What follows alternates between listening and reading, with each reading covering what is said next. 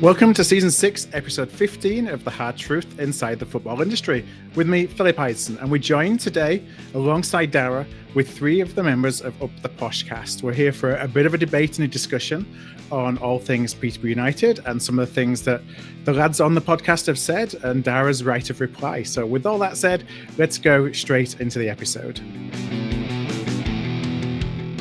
And welcome back. We're here for the segment I think everyone's been waiting for. We're here with the crew from Up The Poshcast. We're joined by John, Charlie, and Ashley. First, thanks for joining us. Thanks for having us on. Very welcome. Now, before we kind of go into some of the things that have been going on this season, some of the things that have been said, we want a good kind of backwards and forwards on the state of all things Peterborough United. But before we start, John, for those that are neutrals who are listening in, can you talk a little bit about what Up The Poshcast is? Yeah, so we started the start of last season, and we're six Peterborough fans who talk about Peterborough, slag Darragh off most weeks, and no, we don't. We're actually relatively pro DMAC and often accused of being suck-ups. But in general, Harry is. Yeah, Harry is. Harry's a great guy. He's my favourite. All right, he is absolutely spot on. He'll have that. He'll be loving that. We talk about Posh. We cover every match we record after. We were recording on the car on the way back from Crawley, and we talk all the major incidents, and that's kind of what we're there for. Why did you start it? Well, Ashley approached me and a few of us others, and I think we just wanted to start talking about Peterborough. There was only one other podcast at the time, I believe, who sort of recorded sporadically when they did it, and we thought we would do something a little bit more regular. So, that's why we started, and basically we've just all become good mates off the back of it and have a good chat. Well, it should be.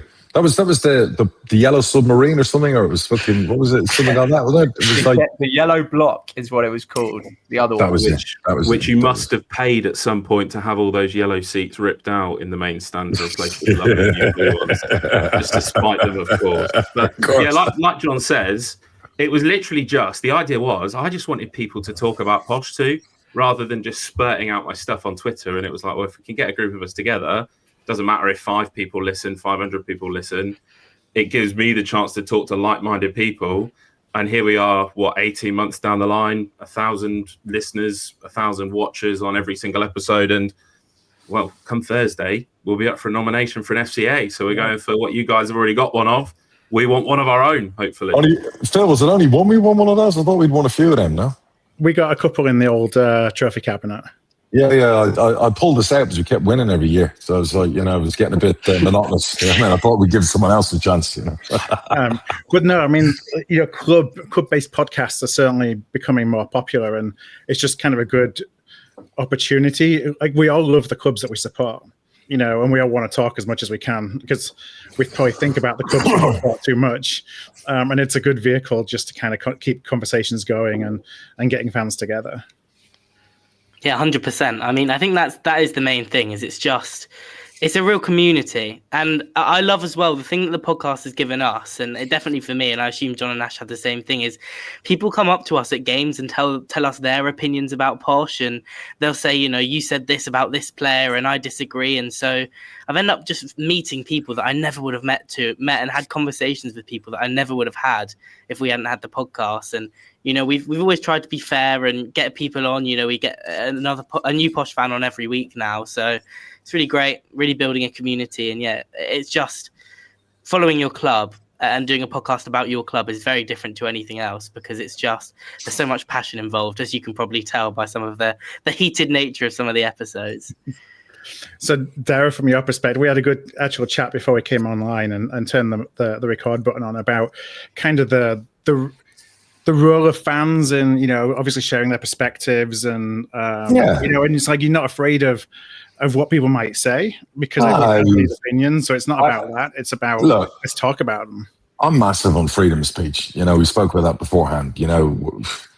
People are always going to have an opinion. I said it before, opinions like assholes. Everyone has one.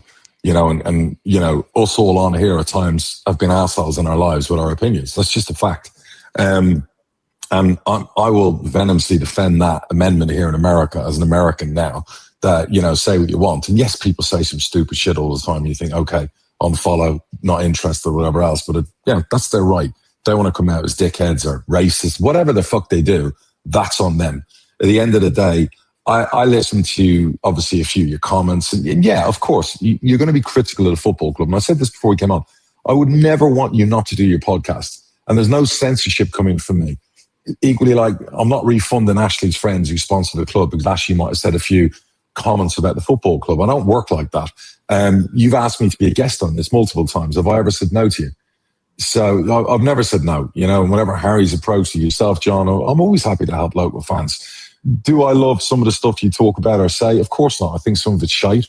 I called you gobshites because of obviously the segment that we're talking about. It wasn't actually me that brought it up. I was drinking with my missus, which I do a few times in the house. I think one of the kids had said it to her.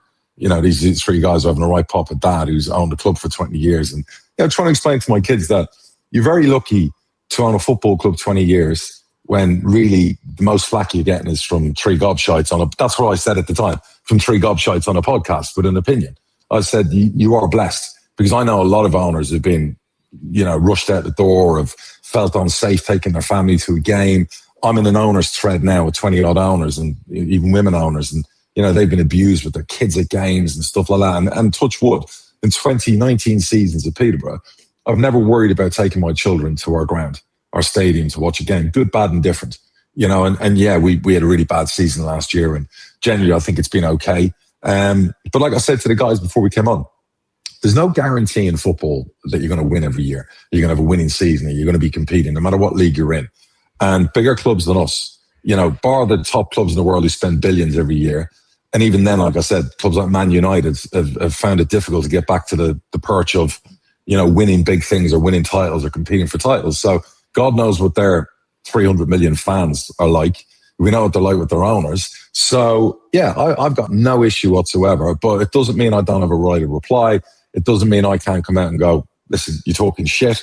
You are three gobshites for what you said. It doesn't mean I think you're gobshites, but it certainly thinks in that moment in time, I do think you were gobshites. So we're not always going to agree. That's the beauty about life, nor should we always agree. And I think any good football club has a fan base that is honest, good, bad, and indifferent, and fair with their criticism. If it's just a constant one thing criticism, everything you do is shit. And I've got a few of those people who used to follow me on social media, and you just block them. And the guys will know a few of those people out there. There was one guy who was obsessed with Fergie. No matter if Darren Ferguson won the treble, it was Fergie out. There's other people that are DMAC out, a few guys who are just absolute, no matter what I do, it's just never going to be good enough. So that's just a personal dislike. That's not actually based on football or whatever else. So I don't know if I crossed this person one day, slighted them in a public place, dated their daughter 30 years ago. I don't know. But sometimes it gets to that point where you think this is really like personal. And a lot of the people who I've found say dislike me, actually, you've never met me. That's really the bizarre thing. And when they actually spend time with me, they're a little bit surprised how easy I am to talk to, because I'm not that, football club owner snob who wouldn't have any time for fans or people. I'm a normal guy. I've made a few quid in my life. I was lucky to buy a football club, and I like to have a bit of banter with people. So this episode will be banter. I know everyone's going to want to have a vote on who's the biggest gobshite out of this episode or whatever else. And, this is what it's about. And this is like when we came up with the idea of inviting the guys on, help them plug their own podcast, and at the same time have a bit of banter with a club owner. Because I think every owner, and I say this to owners all the time, talk to your fans. Like, do Q&As, do forums, do some guest spots. Let them know who you are. Because lots of owners don't let fans know who they actually are. Maybe to my own disadvantage at times, people think they know who I am and take the wrong view of that. But it's all fair game. It's all fine. But, John, facts matter, and that's what I've always stood by, facts matter. And they were some of the comments. Obviously, H, our producer, put together some of the things from that episode in question that you were talking about my 19 years as owner. So facts do matter. But just like I know you were pulled up in your most recent episode about how good the recruitment was last year, which you lived and died by in the final day of the window. All right? Facts matter, my son. Which facts did I get wrong? That's what I'm interested in, Darragh. Okay, let's get into this. Which facts did you get wrong? Let's see. So, actually, in fact, you know what I'm going to do? Because I am now getting to the age where I'm 50 next year. Let me put on my glasses that my wife's now bought me. All right? Just so I can look official while I do this. All righty. Where are we going here? So. Okay. So, you spoke about back when Peter Chiosa left. You said if he pulled 250 grand out of his back pocket, we would have won the league. Okay. Where did you get the figure 250 grand to buy Peter Chiosa? I believe it was reported that we needed to pay 250k more for Chiosa than what you did. By or at Alan least we Swan. made an offer, it got rejected. They wanted 250k more, and we basically said, no, we're not paying that. No, we found out pretty quick, and again, facts matter. We found out pretty quick that was personal, why Peter Chiosa was never going to come to us in that window. So, I could have offered 500 grand. They wouldn't have sold Peter Chiosa to us. So that was just I'm not lying. Like I can. It? Like no, if you no, make a big offer, they're not going to be like, surely that they wouldn't cut off their nose to spite their own face. I offered a lot more money than 250 grand for Peter Chiosa. A lot more money.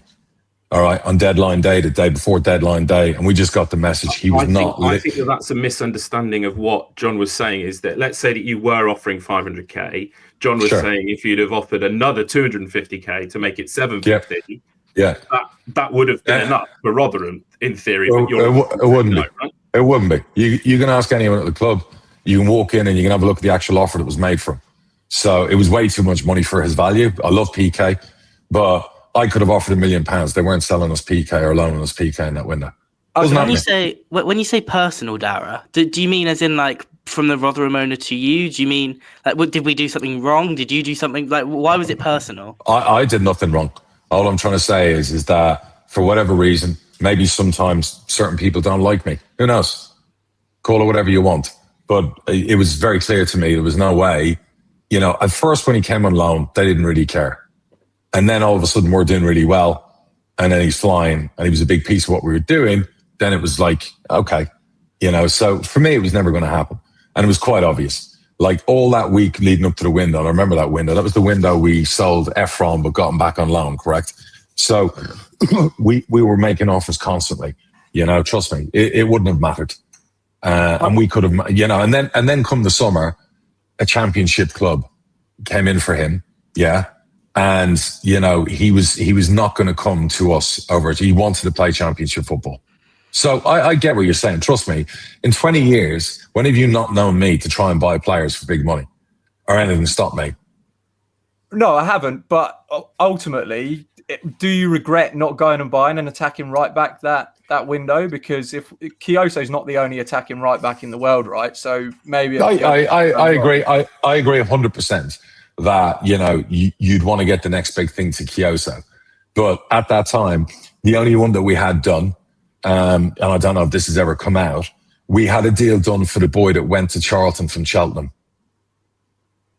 He's been unbelievable for them. Right back, right wing back. I forget his name. My scouts pulled him up. Great right back. A bombing right back, wing back. He would have probably even be better than PK at the time. So he won promotion with Charlton last year. I think. Oh, is this the guy that's now at Preston North End? Thierry Small. No. He went from Cheltenham to Charlton in that window, if memory serves right, because we'd done a deal for him. So, not Cheltenham. Where's the club we got Odo from? Harrogate. Yeah. Oh, yeah, Kane Ramsey. Yeah, no, he Thank is you. good, actually. Yeah, done. Agreed with Harrogate, agreed with the player, agreed with the agent, and basically changed the day he was coming up.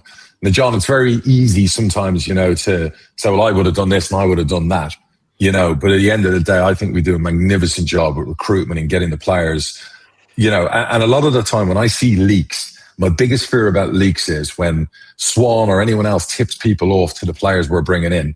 I'm always worried that a Ramsey will happen or whatever else, where a bigger club than us with a bigger wage bill could go in and go bang and steal that player. Hence why I lose my shit when I see stuff coming out before it's meant to come out. Do you get what I mean? We're already facing a battle that, due to restrictions, wages, whatever, we can't pay, the kind of money, say, Charlton could at that time. So anyway, so we lost him. He was the replacement for PK. And we've done a lot of work on that. And that was, I want to say, when did he go to Charlton? Deadline day, the day before? It was all very late in that week. So we'd spent like a week working on it with Harrogate as well, getting the deal done. So, but anyway, he turned out to be a phenomenally good right back, right wing back. I think he's even playing for them in the Champ now. So, in answer to your question, you know, I could have pulled 750 out of my back pocket. Rotherham wouldn't have sold us PK. We moved on to the next best target. After that, there weren't that great amounts of targets out there, right back wise. So, what else did I say? You said to us, you haven't got a top 6 squad here. My belief is we do. That's a difference of opinion. So, I guess time will tell. I'm still crazy enough to think I do, even right now, where we are in the league. People call me mental for thinking that. So, I do think we have a top 6 squad, and we have a big squad, and we need to trim that squad in January. So, I think from my perspective, it's closer to a top 6 squad now than it was. I think it's debatable whether we now have a top 6 squad, unless Fergie was. It basically, if you're saying this is a top 6 squad, Fergie has completely failed this football club in the last. I'm always going to defend our previous manager. Because I have a lot of love and affection for him and whatever else. It just didn't work out this season. But I'll also defend him and say that when you start a season without your number one left-sided centre-back as captain and a goalkeeper as good as Bass that I did go out and buy in the summer as a gift for our manager, who knew nothing about that when I bought him and rang him to his surprise, who I think is the best goalkeeper in League One and League Two.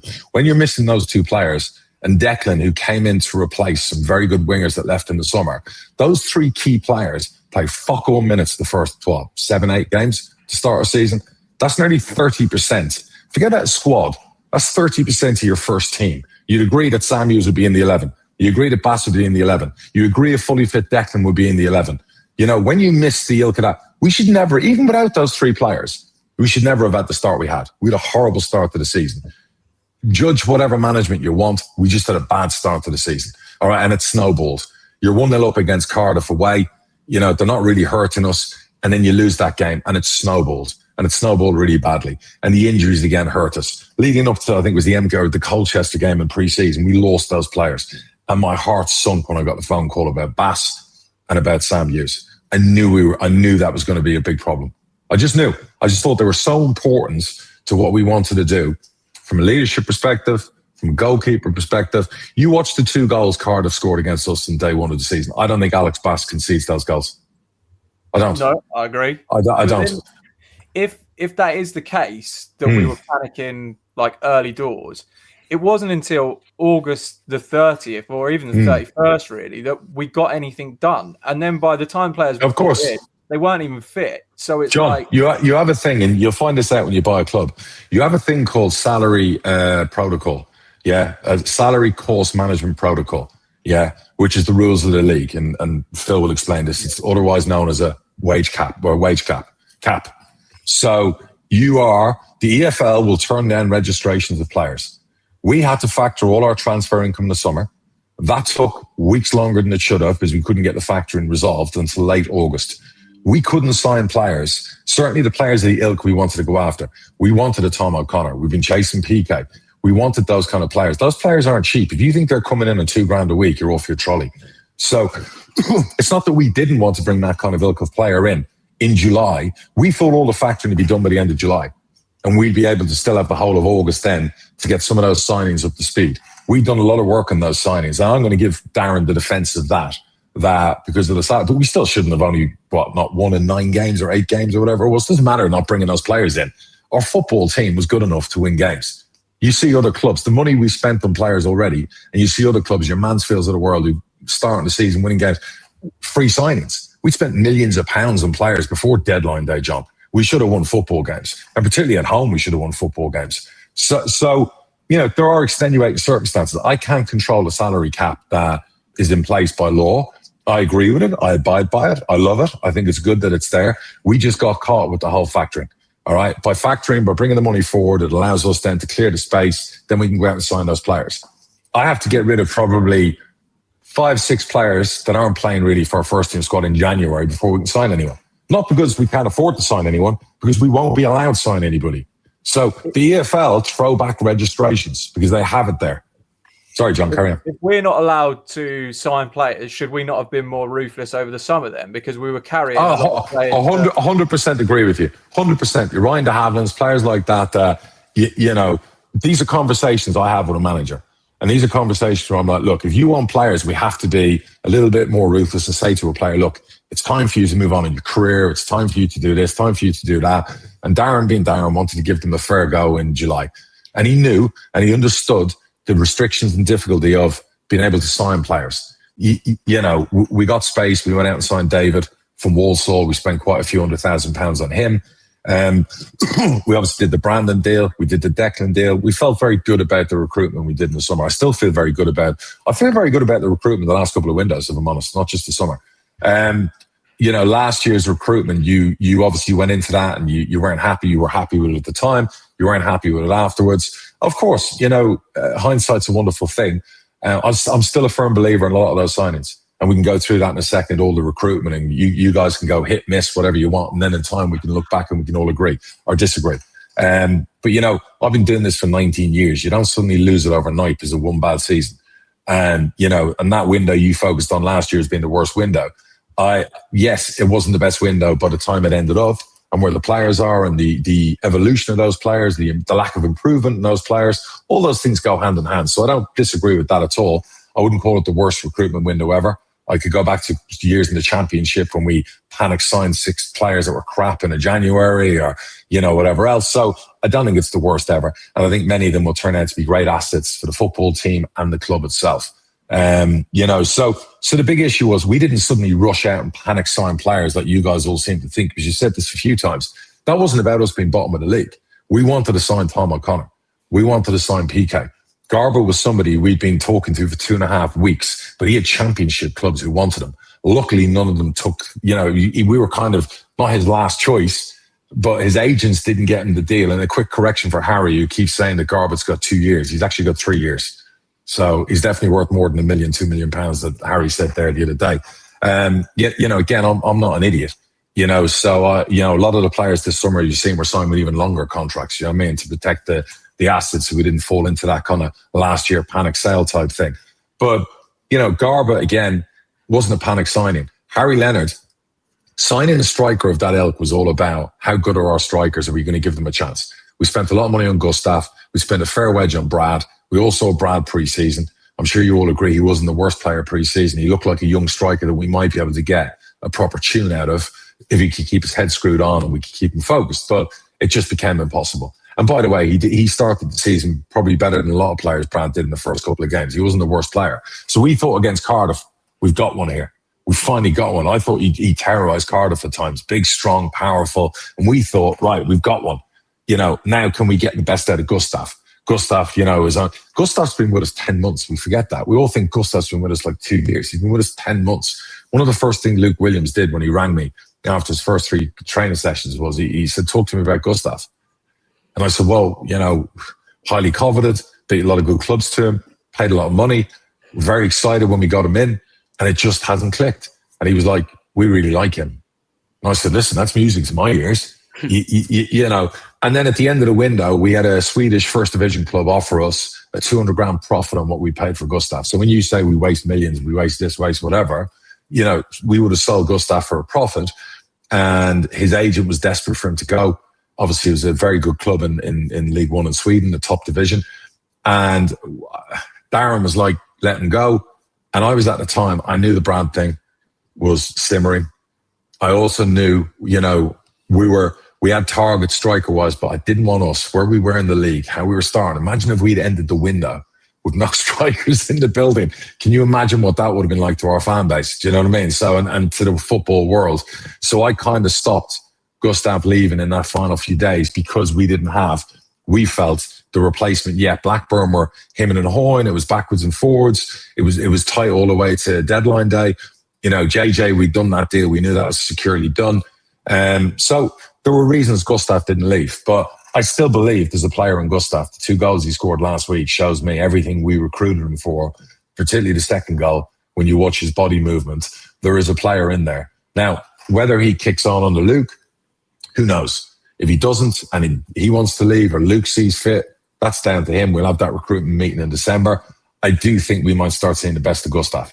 And I think we have a nice little striker committee going on now where we've got some good strikers. So who else did we bring in late in the window that you would say? The only signing that was a signing out of the blue was the Mendy signing.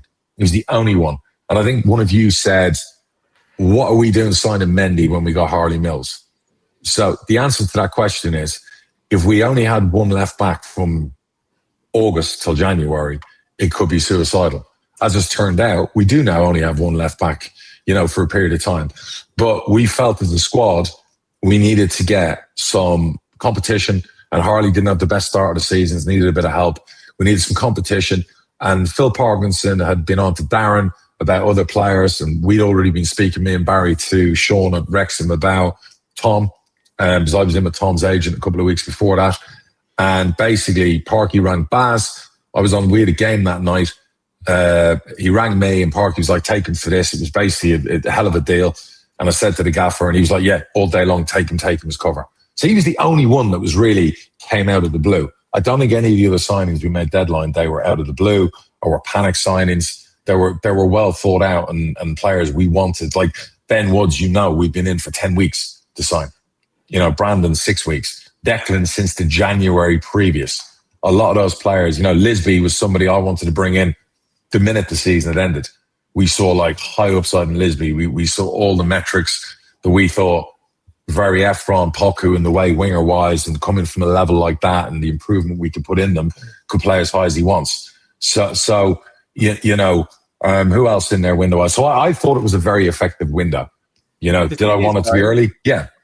You've kept receipts, right, Darragh? I can see in your notes you've kept receipts, but we've also got some receipts from when you came on our pod. 100%. I haven't finished yet. Before you get onto your receipts, I haven't finished.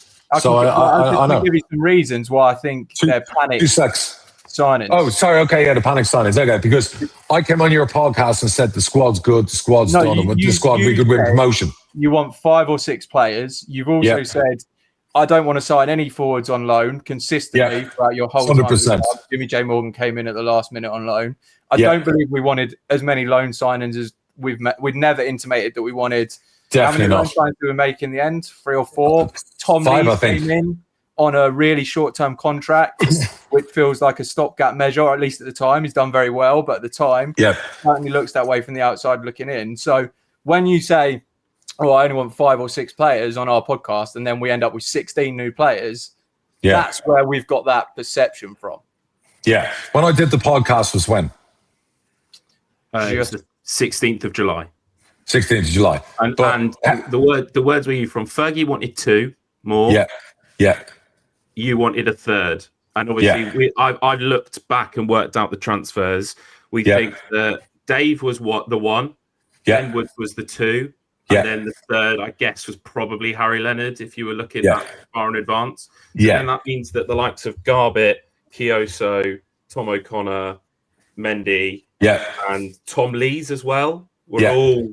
And I appreciate, I think maybe Reyes came in after that. Oh, and Lolos as well.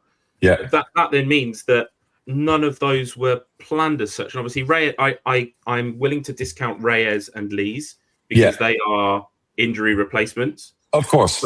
But the rest of them then just seem unplanned. Not at all. The other guys as well. So we expected Rio to be back in the summer. So obviously Rio didn't come back in the summer, so we needed a left back replacement for Harley. When I would have spoke to you in July, Rio would have been, to me, on the reports, he's coming back 2 weeks from then. He'll be ready for August. He'll be on the grass. We'll get by with Harley for the first few games. Yeah, you'd agree with that. Regards to number 10 position, signing Lawless, we expected Con Clark to have a big preseason. He didn't. So my manager wanted a different 10 alternative. Now, I can agree, disagree. At times, I'll do what my manager wants to do. That's important. Regards to striker signings, JJ and Harry, I'll just explain that to you. Brad was on fire. We wanted to get Gustav on fire. I didn't want to sign any strikers. The season starts. Manager's not happy with Brad. Manager wants Gustav to go. What do you want me to do as owner? Not sign any strikers and have you guys disappointed and upset? So I've got to go out and I've got to cover. I don't want to sign lone strikers. You're 100% right. And I've explained this before. The week we signed Harry, JJ was our insurance plan. He was our insurance plan. If anything went wrong, we moved someone out who's our insurance plan, because you can't just go out and sign strikers. We've signed strikers for 20 years and good strikers. And I'm sure you'll all agree Leonard's a great striker and has got so much upside. And JJ will have a career much higher than us. He's brilliant for a 19-year-old lad. And JJ's agent had been on to me and Barry all through July.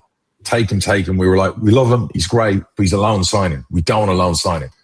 When it came to that week, where we were losing Brad, losing Gustav, I said to Baz, we're obviously going to try and get Leonard, do the deal for JJ's insurance. It wasn't an expensive loan. He was on a lot of money at Chelsea, but it was insurance. Now, it's turned out to be a bigger bonus because he's a fan favourite, he's a great lad, and he's a good addition to the dressing room. So what I told you on the podcast wasn't incorrect as regards to how many more I wanted. All right, circumstances change. None of those injuries had happened when we did that podcast, but it didn't. We didn't lose our goalie. We didn't lose, you know what I mean, our left-sided centre-half. We thought our left-back was going to be back. And we certainly didn't think both strikers my manager will want out of the building 4 weeks after I recorded that podcast, or 3.5 weeks out. So you have to react in the right way, and you have to react with a plan. And the players we brought in have been on lists of ours if we have to react with a plan. Equally, if Archie, and this was also part of the plan, if Archie was getting sold, we needed to have good new players come into central midfield, because we struggled in there last year. You know, Hector injured quite a lot of the season. Archie being the other man. The strength and depth wasn't good in central midfield. So signing Brandon, signing Ben, Garbutt was a big part of that. And a good player like Garbutt comes along and you think, I'd like to sign him. He doesn't cost a transfer fee. That's an added bonus. So I hear what you're saying about keeping receipts, but I disagree a little bit in regards to circumstances around the receipts and events that precede that conversation.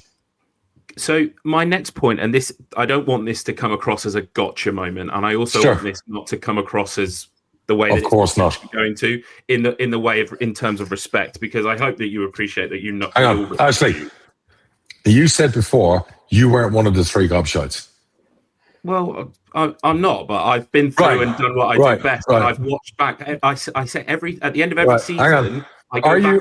Are you one of the 3 gobshites? Because the 2 guys are the guys who he made most of the comments, and I think it was, who's the other guy that's on there with you? Who was on that episode at the time? Lod was on the episode. I don't know where Lods is tonight. He should be on here. He's at work. I don't know where this young fella's having to take a lot of flack. So Lods should be on here tonight as well, because he was part of the conversation. Maybe we'll have to rearrange and we'll have to get you on in January like we always do. But keep going with your thing, for your defence of John. January, when we had you on, you said that Darren Ferguson isn't going anywhere. He's our biggest asset. Fine, at the time, that's cool. We will end the season in a good frame of mind for next season. And we will have 4 or 5 players with a year under their belt will be unplayable. So the question is whether, as you've gone through the last 24 months, let's say, is whether you've gone soft in terms of the decisions that are being made. And I would like to just quantify and clarify why that is. So from January the 18th to February the 11th, we won 1 game, 1-0 against Wigan. And another thing that you said is that you were bored of watching us win 1-0. So we went 0-0 against Orient, boring game. 1-0, Teo Adun was an idiot and gave away a penalty. We lost 5-1 to Lincoln. We then won against Wigan. We then had the worst game, Bristol Rovers, 3-1. That was embarrassing. I remember you guys recording after that, and I lost my head after that game. And then we then went to Charlton and played that absolutely rotten 5 at the back. And lost Oscar for the last minute winner in a corner. Lost his man. That happened is that the DMAC of old would have gone, trigger, gone, job done. Then post Wembley. I'm glad I didn't. Post Wembley, and I'm not discounting Wembley at all. We've discussed that when you came on in the summer. Is we then gave the players that were meant to be good this season the chance. We drew 1-1 with Stockport, 1-1 with Barnsley, 1-1 with Bolton. We then got embarrassed by Mansfield on a midweek game and lost 4-2. And then went to Rotherham 2-1. And basically, I don't want to say anything out of turn, but Hector essentially refusing to play, Pocker refusing to play the last game of the season. Like that, they've cost us growth, essentially. We then looked, and John mentioned it earlier, the 22 players on the retained list. And again, this is not you, this is Fergie as well, but as the chief custodian of the football club, I would have expected more gun pulling, because ultimately I thought that the players were rubbish. Only 7 of those are currently involved within the first team squad now. And that's where that we thought that we were a late runner. So when we this was back in January still, when we weren't a late runner and we finished 18th, was it? Were the alarm bells not going there? Of course. Listen, I'll let you go now because I've got more, but I would like to hear. Well, yeah, I was going to say, you got a question in there, but you got there in the end. So, look, you run about all the results up to Bristol Rovers away, where everyone wanted them fired. And it would have been easy to fire the manager then, because everyone else in the division lost their job in the bottom 8 places. But the best decision I made was keeping him, because it kept us in the league and it won us the trophy. If I'd fired him then, we would be in League 2. So, whatever happened at Christmas onwards, we would actually. All right, we didn't look like we had a tune in us. And the quality of manager available out there, and Luke wasn't available at that point in time, compensation, money-wise and everything else. So all I'm saying to you is it would have been a very tricky period of time to have done that. And I had confidence in my manager, Darren Ferguson. And I still felt the same this year. We wouldn't have gone down with Darren Ferguson. I felt confidence. We weren't winning promotion. There was no late run. Our best player was sat up in the stands with a ripped hamstring. We had too many of those issues going on the field. To get our best players on the field, from January on, we'd have a chance of winning promotion. We couldn't get them on the field. So I just felt we dig in, we stay in the league, we win the trophy. It's some sort of a bright spot in the season. And then we move on in the summer and we try and fix all the wrongs and the issues that we had. So that's what I honestly felt. I then get to the summer and I feel, can I call in there because this is going to overlap nicely? So Fergie at the end of the season then says that his biggest achievement at Posh was keeping us up last season. Nonsensical comment. Does that not then start to say, well, hang on a minute, we've won all of these fantastic things, we've done all of these great things in League 1. Yeah, look, I can't speak for him. There were things he said at the time I didn't like. There were things he said, he kept talking about, players we sold, but he never mentioned the millions we spent. Managers at times, he's not perfect. No, and I don't expect you to we're not going to get that. And that's one of the I've told him, I'm trying to explain it to you. You think that he's family, and that's where I think that the softness has come in. Is I don't think that family and business works. Well, thanks for your words of wisdom. So, look, the reality is, he deserved another chance. He had a bad season. We can have bad seasons. Managers can have a bad period. And I felt because of what he'd done developing young players and whatever else, that we would go again in the summer. We would try and get players in key positions that we'd lost. And we'd start the season and we'd be all right until around Christmas. And then we'd go on as like a steam train. That's what I thought would actually happen this season. Come the summertime, we also spoke about having a higher press. We spoke about all of those things. We spoke about bringing in new staff, a la Rooster. I wanted to give him the opportunity. I don't regret that decision. It was the right, you can call it soft all you want. Look, when you've been in business for 30 years like I have and whatever, you can look back and you can make those judgment calls and say, I'm wrong, not wrong, with all due respect, until you've sat in this chair, walked in my shoes, paid the bills, done what I've had to do. It's easy to say, you're gone soft, you were too nice, he's family and business don't mix. With all due respect, Ashley, I ran a business with loads of my family working for me. I've a football club where lots of the people of the club are like family to me. You ask my sisters, have I fired them?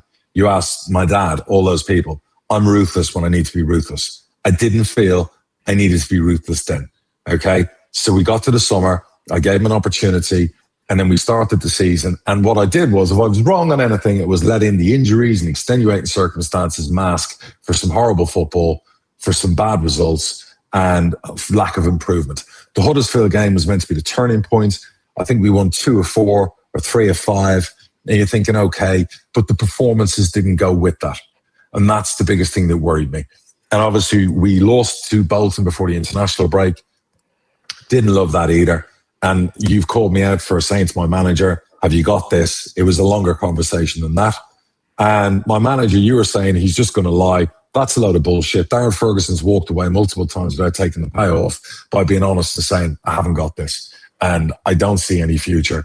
And I don't know what we're going to do. And in the championship, I need to give you an opportunity to get someone else in to try and keep this team up. All right. He's done it before. So when I ask him the question, is there an issue here? Are you going to be able to turn this around? Have you got this? He will tell me the truth. He didn't lie. He thought in his head, he's got it and he will make it happen. And we had a 2-week international break. Ashley, I know you want to jump in and you can jump in when I'm done. And we had a 2-week international break. And then John can speak for himself when he finds his bollocks down there somewhere. So then we had a 2-week international break and we came out on international break and played Burton. And all I wanted to do was shut it all down after the Burton game. And it's very difficult to fire a staff and a management team when they've beaten a team so-called down the bottom with you in a 6-point game out of an international break. All right. But really, and I never want to say this, I was hoping, that was the day. So Blackpool was the day. And I was just really honest about that. And yes, I love him a lot and he is family or whatever else, but he's not above criticism. And managers can make bad decisions and managers can have a bad period. But I still believe his next job, he'll do fantastic and he'll win promotions. All right. It just didn't end the way I wanted it to end, but nothing goes on forever. And, for me, he'll be the greatest manager we've ever had, particularly under my ownership. So you call me sore for that, fine. I'll bear the brunt of that responsibility. If we end the season missing the playoffs by 3 points or 6 points, that's on me. And then John can add that to the 10-year of us only winning one promotion or whatever else. So sorry, carry on. What were you going to say there? That's the thing, is that I am a believer that we have still got a chance, because I look at this table, I look at the teams that we've played. We've only got Stevenage out of the top 8 now left to play, and then everybody else is going to be in and around us once we've played our games in hand and won those. Is that my concern is that we went to Accrington and lost 2-1. Wigan, Exeter happened, and then we lost to 10-man Orient. All of these games for us, and we, of course, I predicted us to finish 16th. I asked you when you were on in the summer, is 10th to 14th the good? You said no, we should always be aiming to be near the top. That's absolutely fine. But it's kind of like we all saw it coming throughout the summer, and then it was just like blind faith, if that makes sense. No blind faith, and you all see it coming every summer because you all, like lots of people do, predict this, predict that, whatever else. It's great to be thinking you're right a few months later, but the season hasn't finished yet. So you predicted in the summer 16th. I still predict I will beat you in that prediction. So I guess at the end of the season, we'll see who's right. So you can argue, well, you fired the manager and you made it. Doesn't matter. You predicted we'd finish 16th. So I predict we'll finish a lot higher than that. I also I'm wrong. Of course. And I have a lot more belief in our players and what we're trying to do. You guys make judgment calls and opinions from afar. And that's great. You go watch games. I understand the eyes don't tell lies and everyone can see different things. But you don't always see the work that goes on behind the scenes. You don't see the work that goes on. Like, you guys said Barry Fry, why do we still have him? He's of no relevance. I think that was the comment about Barry. Was it again here? And that really pissed me off. Charlie said it there. I don't have time to talk about Barry. We love him. He's great. He's not cut out for it anymore. Lads, I'm not sure what Barry actually does. Okay, so, this is somebody, regardless whether he's 80, he's like a 30-year-old. We're not sure what he does anymore. He does his job very well every year like he should. He moves players out. He brings income in. We bring players in. He goes to see players that my scouting team analyse and say it's time for the Barry Fry look. We take Barry's opinion as one of the final looks because he still has that respect. He did it on Saturday. He was out on Saturday at a game watching a player we will be acquiring, one hopes, in January. Okay, he still has my full trust for that. He's still as good as he was when I walked in the door 20 years ago. I think it's very unfair because everyone wants to talk about last year's recruitment, or John will throw it into the last 3 recruitment cycles, that suddenly Barry Fry's not good at his job and we don't need him. Is that fair to say or not fair to say? Yeah, I mean, I'll jump in because it was my comment about Barry Fry. I guess lots agreed. The wider point about Barry Fry was, I listen to a lot of, obviously, as a big football nerd, I listen to a lot of people in the roles that Barry Fry sort of does, the director of football, the recruitment, heading up that sort of thing. Couldn't lick his boots. But and what I guess the point was, is they all sort of seem to operate in a very different way. The whole "will make you a millionaire" thing, that, the line that Barry Fry uses quite a lot, and the line that you use about players coming in. I guess the question is that actually the best thing to do in modern football? Is that, or should we try to present a project that the players want to stay at the club? Because we've had issues with that. We've had issues with contracts recently, players wanting to get a big move. And is it not slightly counterproductive to have players thinking about their next big move the moment they come in the door? Been like that for 20 years. Do you honestly think some of those players would come to Peterborough if we said in the presentation, you're going to stay here with us forever and we're going to go to the Premier League and this is what we're going to do with our crowds? It's not going to work. They're not going to come. The only reason we get players above some other clubs is because of our recruitment history. It's because of what we've done for players' careers. If we stopped those players moving to some of those clubs, we wouldn't get those signings. Declan for example, in the summer would have gone to Coventry and been 9th choice winger in the squad. He wouldn't have come to us. You know what I mean? Brandon would have gone to Blackpool for more money. You know, those players come to us because their parents, a lot of those players are young. Ben Wood's the same. Ben Woods, I think, could have gone to Wigan. I spoke to the family. They come to us, yeah, because of what we do, because of our model. If we didn't have a model, they ain't coming to us. They just ain't coming to us. And this idea that we can say to a player, you're going to stay with us forever, it's never going to happen. We can't pay what championship clubs pay. It's just impossible, financially impossible, and it's not allowed. So I understand what you're saying. What you're trying to say is our approach is prehistoric, it's dinosaur-like, and your new generation's all shiny and jizzy and data-driven, which I've been doing for 20 years, long before everyone else. So let's hire one of those people who speak proper with their P's and Q's. Let me tell you about those people and those directors of football and you talk about and you jizz off next to when you see them on TV and how great they are and how polished they are. Most of those come to me and Barry for interviews and training. They come and ask if they can spend time with us. Why do you think they do that? They do it because they know we're the best at what we do. They do it because we're respected within the industry. Not from a load of young fan base people who think it's better to go this way or that way.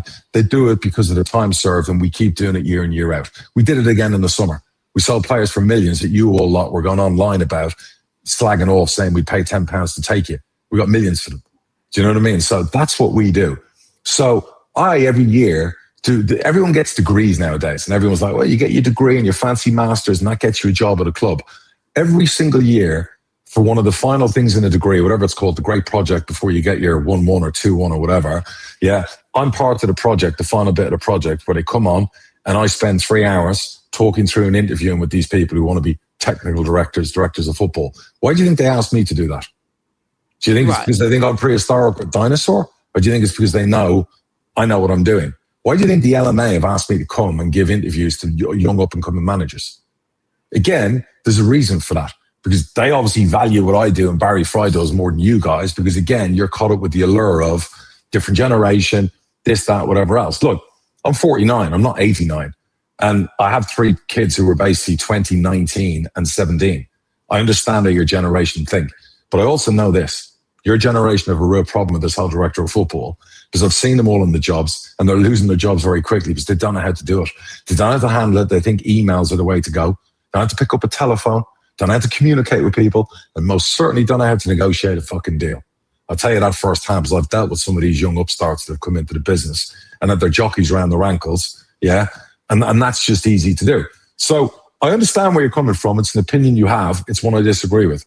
I would rather have an 82-year-old Barry Fry than some 39-year-old shiny toy who thinks he's the next best thing but wouldn't pick a telephone up on a Sunday to do a deal. Because Saturdays and Sundays are for a different headspace and we can't answer emails on Saturdays and Sundays. Does that ring true?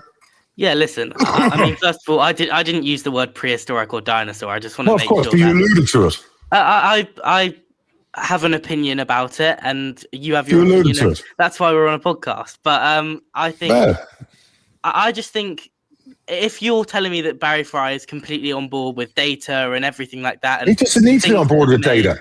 He doesn't need to be on board with data. That's not his job. He gets fed basically players and he gets told what players to see and then speak to agents and negotiate with clubs. He doesn't need to be up in data. And I'll tell you right now, data is one thing. And I brought this in 19 years ago before any of you were even out of your beds. All right. The young and hungry model and policy was designed by me, not Brentford, not Brighton, me. Go back in time and look at those tapes, Ashley. So I was the one who brought that in when I went through the whole data because I did data with my real estate before I brought it into football. So I knew about all of this. All I'm saying is, Charlie, Barry Fry doesn't need to know anything about data. When he went to see a player on Saturday and gave me the rundown for 30 minutes about the player, by the time I'd spoke to him afterwards, he'd already met the player's dad. He'd already spoke to the other club. He'd found out about his contract, release clauses, wages he's on, and he's just given the green light that it's a player that will suit the way we play, what we want to do, and the new manager. So the next thing now is you work a deal out. What does he need data for? I'd already fed him the data. I'd already explained to him, this is the player we watch 5 times. We like the data.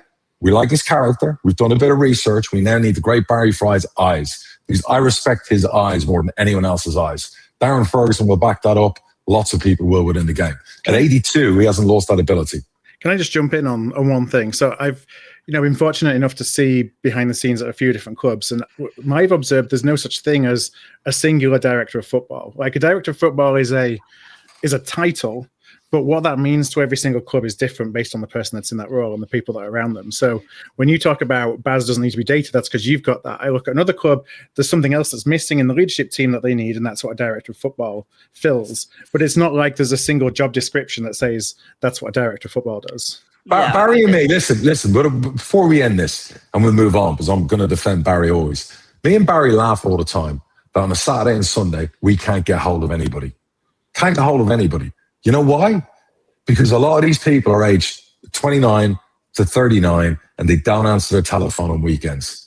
I'm a wealthy, successful person through my life, not based on luck. It's based on hard work. My phone's on 7 days a week, 24 hours a day. You know, my kids moan about doing whatever else, and I talk to them about multitasking because I do a lot more than that. And you got to learn how to multitask. And if you want it and you really want it, you got to drop that shit about this Saturday and Sunday. I don't work on Saturday and Sunday, or be happy with your lot. Now, that's the problem with a lot of these directors of football. And by the way, the modern day football manager is the same. So many of those managers don't answer their phone on a Saturday night or a Sunday. You'd be amazed. The only ones we got hold of are the Ian Holloways, you know, Phil Browns, those type of characters, because they've got old school mentality and work ethic. And I understand about new ideas, but I'm still old fashioned when it comes to work ethic. You outwork everyone else in the same room. That's how you get to the top. Yeah, so I guess the question is, so Barry Fry's role is the main things that you're getting from Barry Fry, the charm, the negotiation, the friendliness, the bubbliness, and there are other people within the club that deal with, you know, the analysis and the maybe finding the initial targets and combing through pages and pages of players, basically. Correct. And that's me, and that's my team, and that's not the club. So at the end of the day, that's me and my team. We've been doing that for years. I pay them directly. And then Barry, basically his job is he gives it the final look. And at times Barry will bring us players because he still has friends, family who go out and watch games all over the country. Even his son, who watches loads of under 21 Premier League games because he's a Man United fanatic, will throw names out. He was one who was harping on about Ephraim Mason-Clark 2 years before we signed him. And that was without the Barry Fry Barnett connection. So there's always that. You know, there's a unique way that we've done business and we've found players and we've sussed players out. A lot of it's also to do with Barry's connections, my connections, picking up the phone. If me or Baz ring a club, you know, in League One or League Two or non-league, whatever, there is a respect. I'm not trying to build this up. There is a respect. And we might have had battles with those people, but there is a respect because of what we've done with lower league clubs before. So you're going to ask me next is a succession plan. And that's a great question. So I'm going to ask it for you. There's always a succession plan. There has to be. Baz knows that. At his age, everything you do in life, you have to have a succession plan. I have one in place. The succession plan is me with somebody under me for at least 12 months and 3 windows. And once they've done that 12 months and 3 windows with me, they're ready to go. And that'll be a hell of a job, whoever gets it. But I'll tell you right now, Barry Fry is a long way from being ready to step down, retire. You know, honest to God, that guy, he's got more energy than me. It's crazy. I've spoken to him 3 times today already. We were talking about 18s contracts. We were speaking about the 21s game tomorrow. We were speaking about the player, obviously you saw at the weekend, and we were speaking about stuff on the training ground with the current manager and his staff and whatever else. So trust me, he's just full of energy. So that was the Barry Fry thing. So back to John. So there's a few other things here. So John basically was saying, oh, another one actually said this one. Darragh doesn't know how to hire a good boss. My big issue here is that D-Mac's just not shown the ability to recruit a good manager. Are we still feeling that way about the new manager? At the moment, no, of course not. And this is where we're hoping that. Hang on, let me finish. Just a question. So Lou Williams is fine. What your thoughts are on Mark Cooper and great, no problem. Okay, I'll give you my thoughts. There's less managers, isn't there? So the chances of them failing is more. But Fergie's been the only successful manager. Under me, yes, you're right. Yeah, okay. So Steve Evans I fired when we were 6th. You can call him a success, failure, whatever you want. Would you call him a failure of a manager in real life, Steve Evans? No, of course not. But okay. I only support Grant McCann. No, hang on.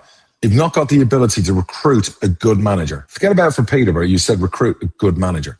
Yeah, so let me finish, actually. I think Steve Evans is a good manager. Do you think Grant McCann, who won League 2 and League 1, would be classed as a good manager, having won League 1 and League 2, 2 titles? John, would you? No. You said good manager. You didn't say at but I'm club. Only interested in Peterborough United. I don't care about Grant McCann. Is Grant McCann a good manager? Grant McCann is a good manager. Thank you. Okay, Steve Evans a good manager? No, you should never. He's got 12 promotions. He was never the right fit. Sorry, I'm sorry. United. It's not what I asked. He's a good manager. Gary Johnson was a good manager. Won lots of promotions. So you are absolutely right that none of those managers did it for us the way they should have done it. So I'll give you that. But the idea I can't appoint a good manager or find a good manager. I've found good managers. So you can say, well, it didn't work out, so that's on you. Fine, I'll take that. But I can hire a good manager. Luke Williams is a hell of a good manager. So, and we beat a lot of good clubs to get Luke Williams.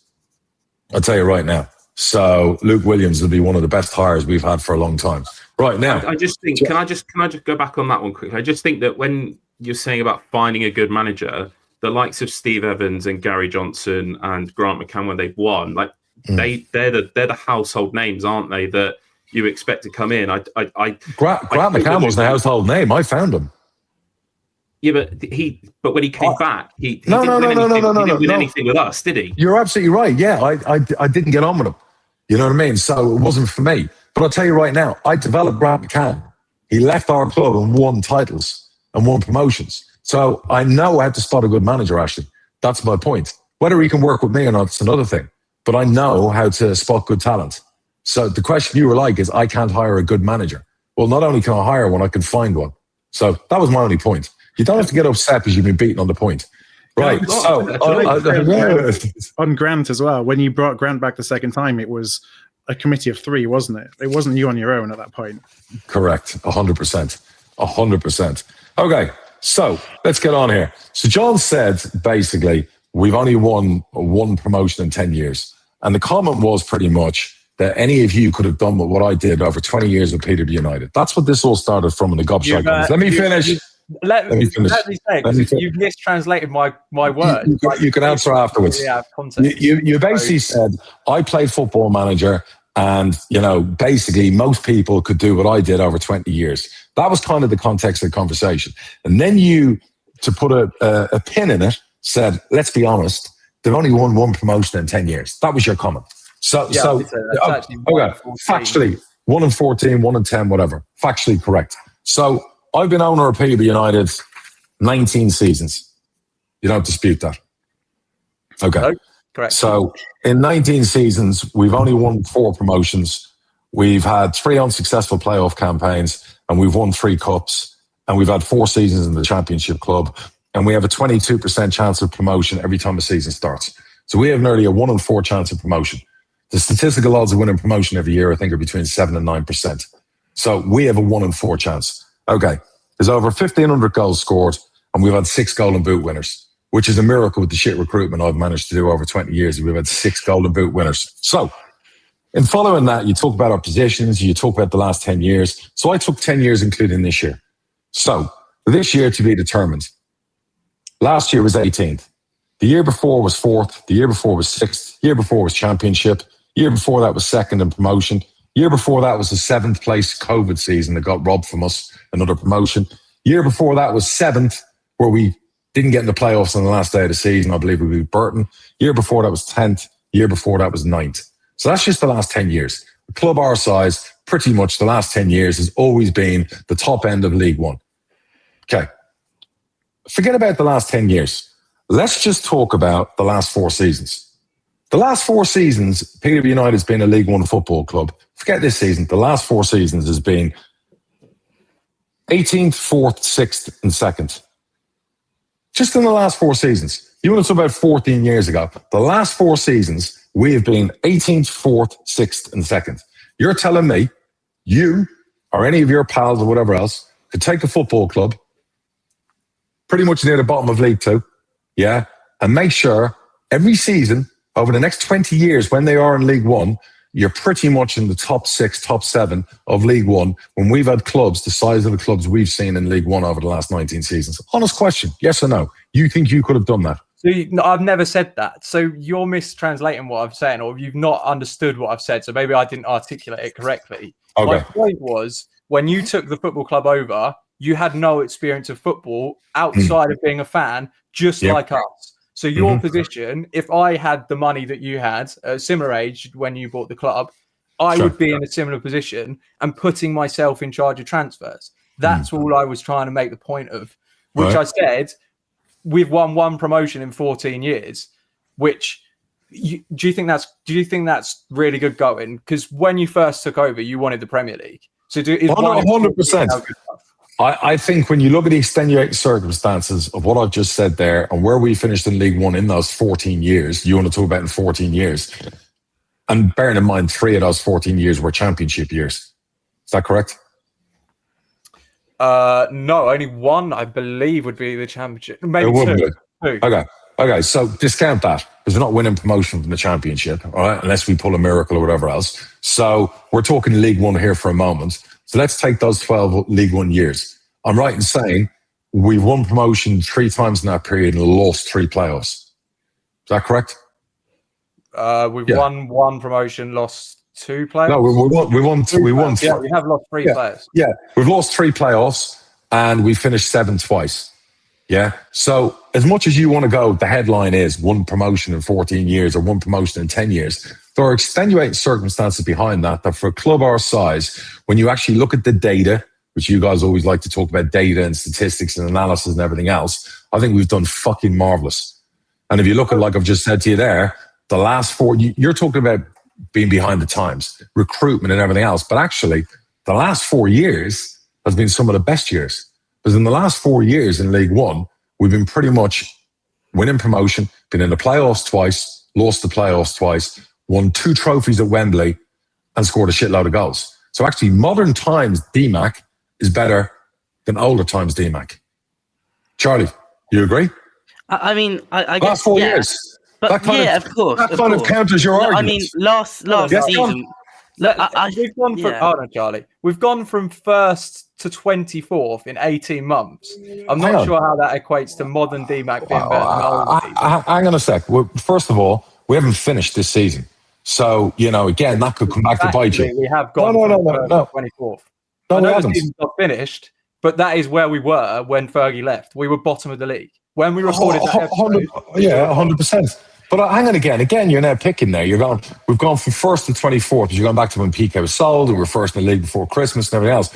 I'm trying to explain to you, in 4 seasons, we have been in the playoffs 3 times. We've had 1 shit season and we've won 2 trophies at Wembley that you discredit. That's your opinion or whatever else, and made history by going back to back. In 4 seasons, you're telling me that John Virrell in his 20s, with millions in the bank, would be able to do a better job than that.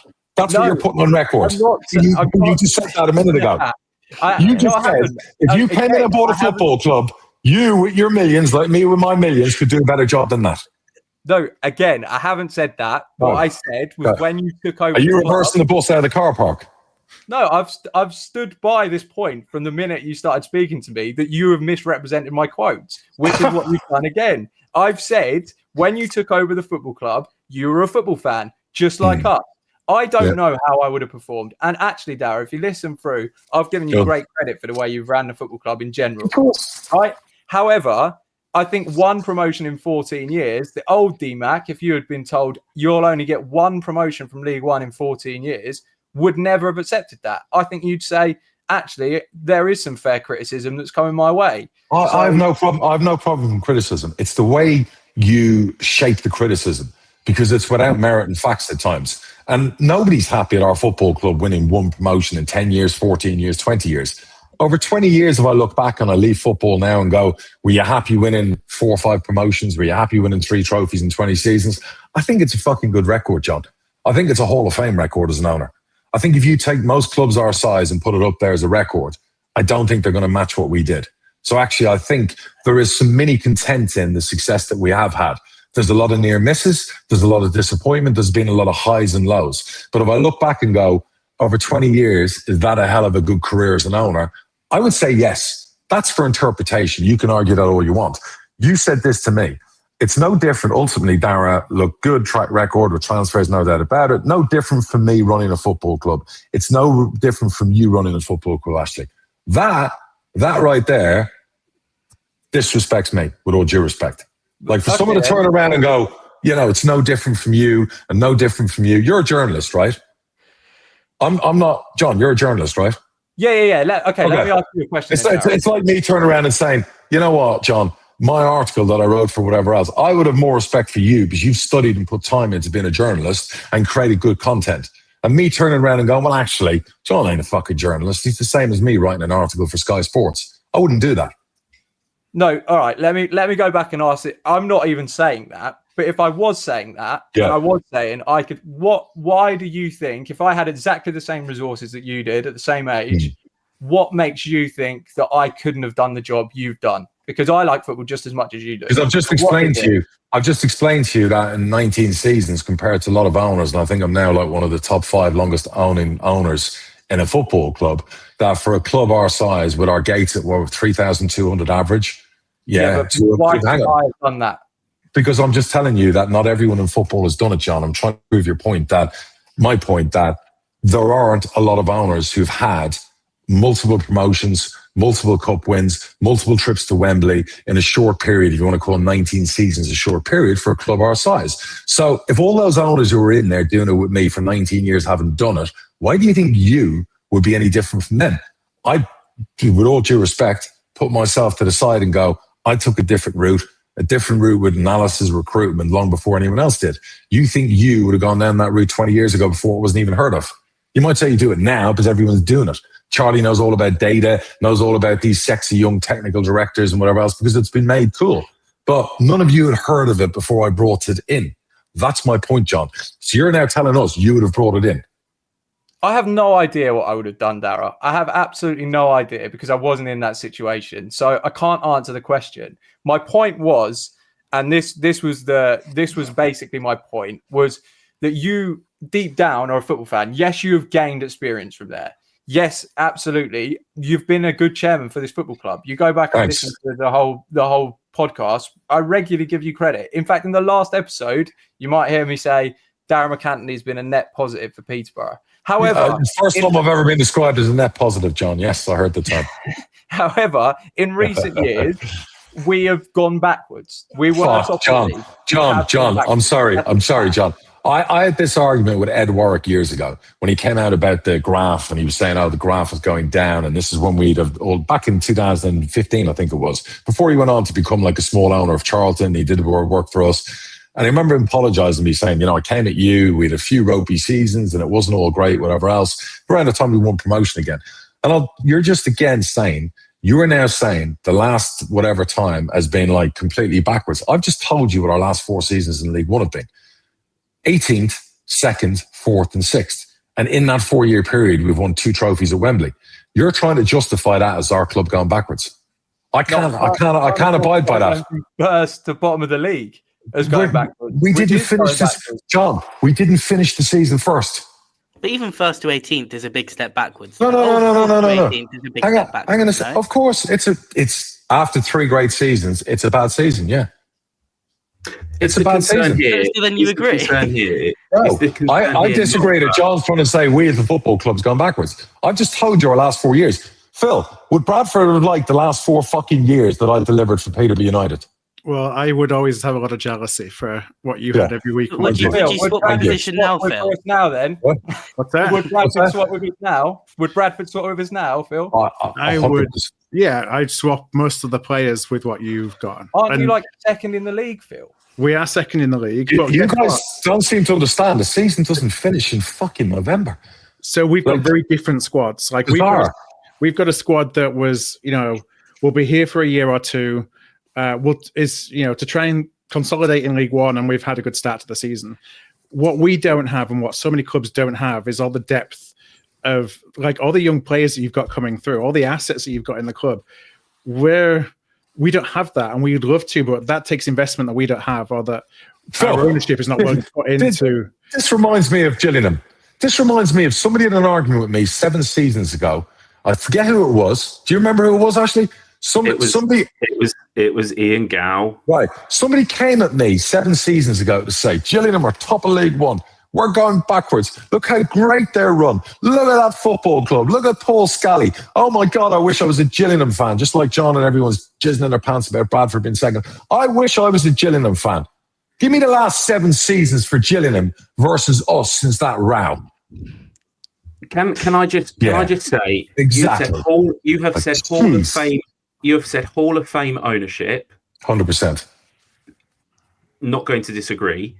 Thanks. Fine margins. Let's talk about Crystal Palace. But they're, at the moment, I do not think that we're going to get relegated. But at the moment, we are in the relegation spots.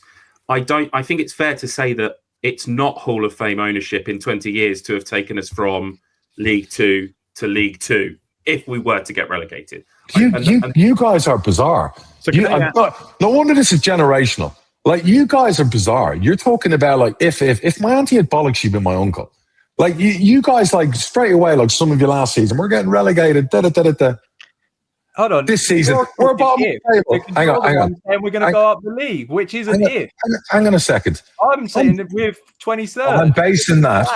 I'm basing that on a body of work, John. You're basing it off one shit season.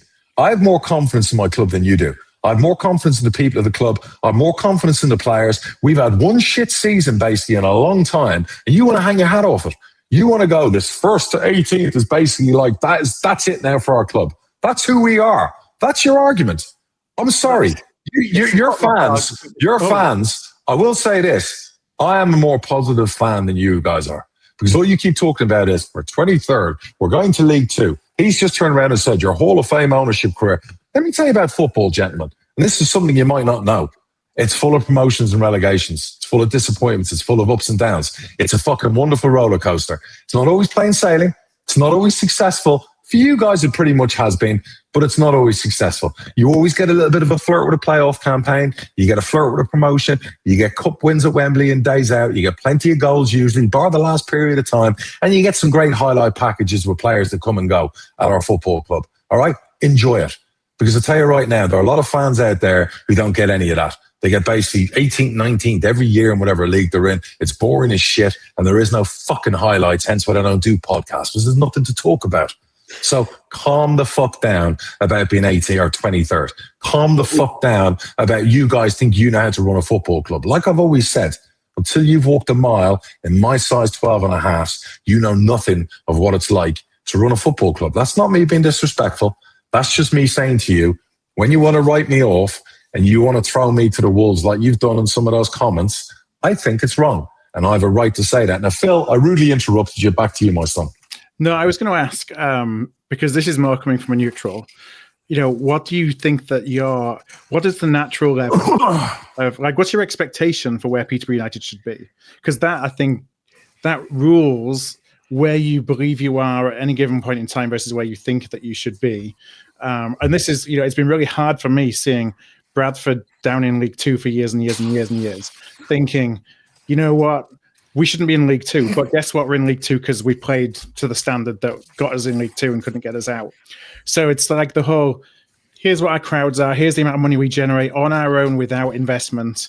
Where should we be? Because if you think that, you deserve to be a championship club, let's say, then, you're getting disappointed and upset because you're not a championship. That's my fault. Phil, right. That's my fault because I've told everyone I want promotion to the Premier League.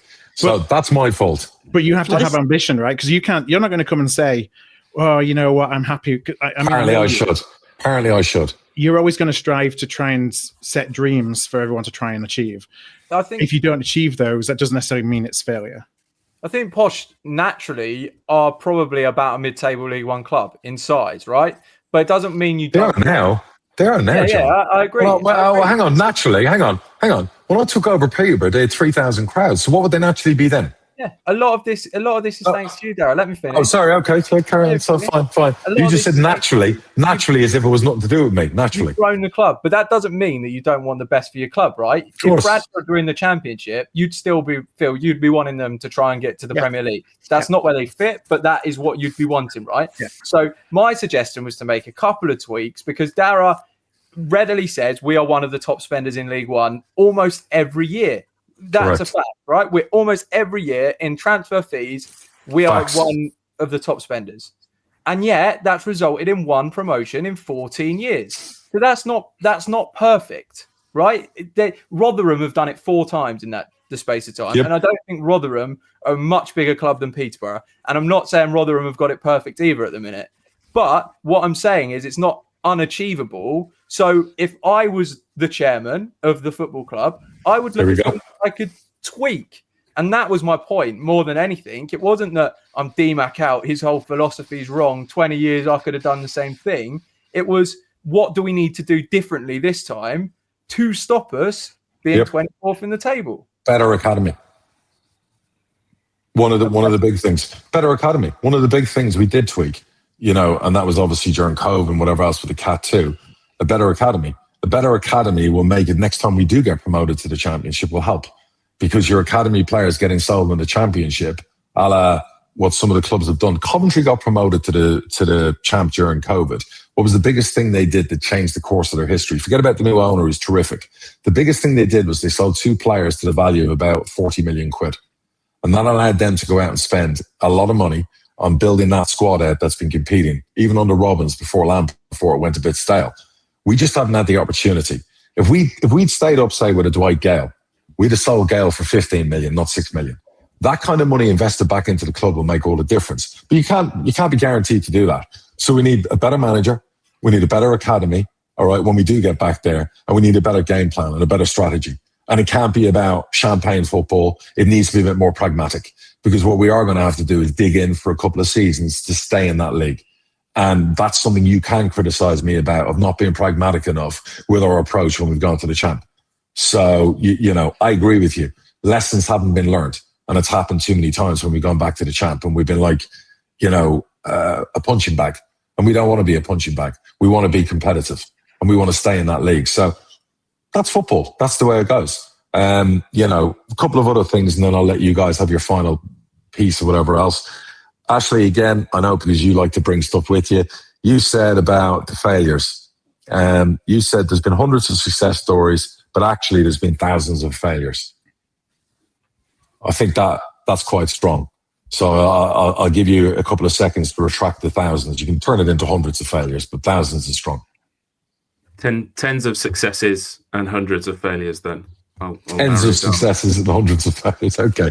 Again, our recruitment... It's a scale thing. So yes, I've over-egged it, but let's go 25. I don't want to reel off the names, but let's go 25 successes, and then the Joe Gormleys, even the Ryan Joe the goal. Oh, Joe the goal. Exactly. Yeah, Luke James, all of those, and for every Ivan Toney, there's 3 failures. Tyrone Barnett, for one, we spent £1 million on him, right?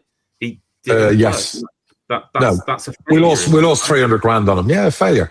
I would call a failure where you lose the majority of the money. There hasn't been, not as many failures as you think, but I think there's been a lot more successes than failures.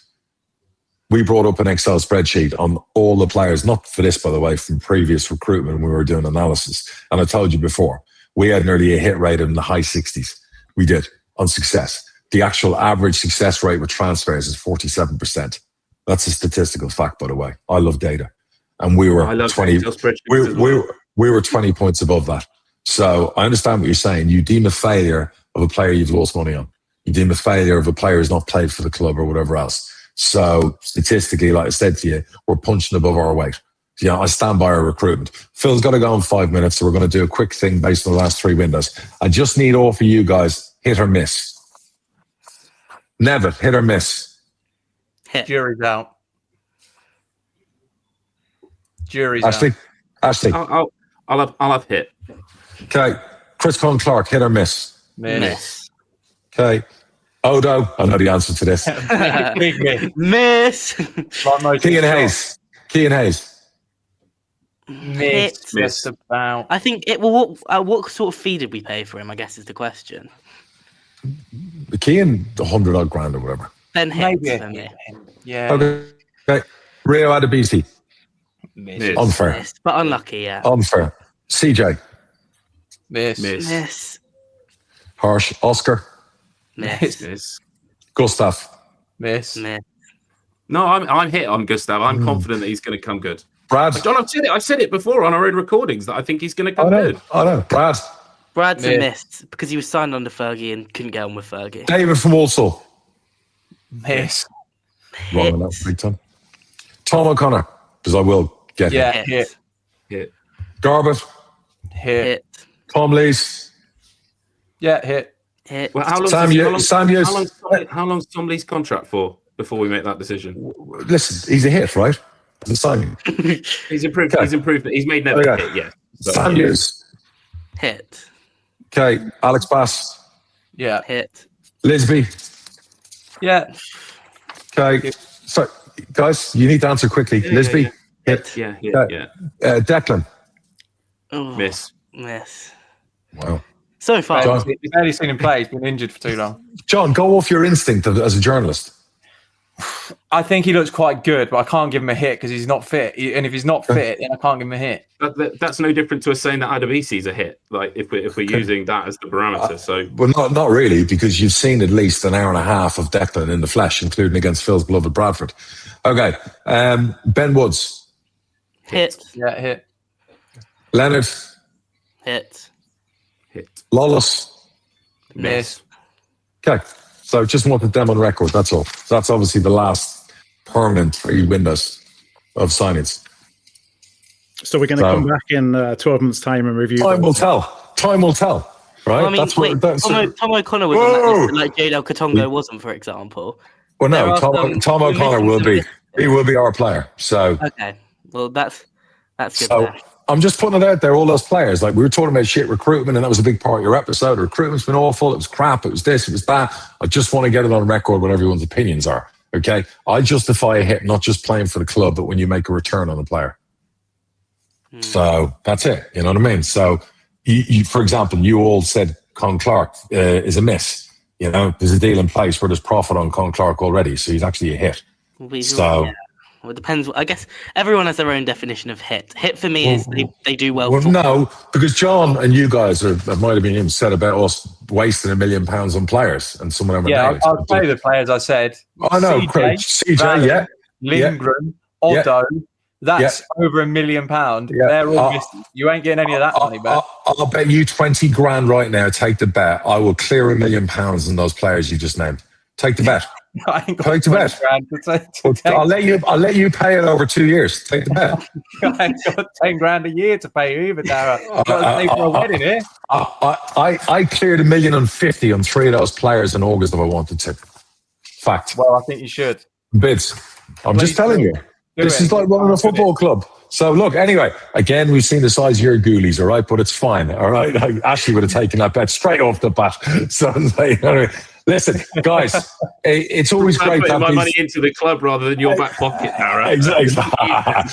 Hey, listen, it's always great to have you guys on. I think it's been fair. We've given you plenty of screen time as well. And I think that's always important as well. We're not always going to agree on things. We'll agree that we love the great Peterborough United and we all want what's best for her.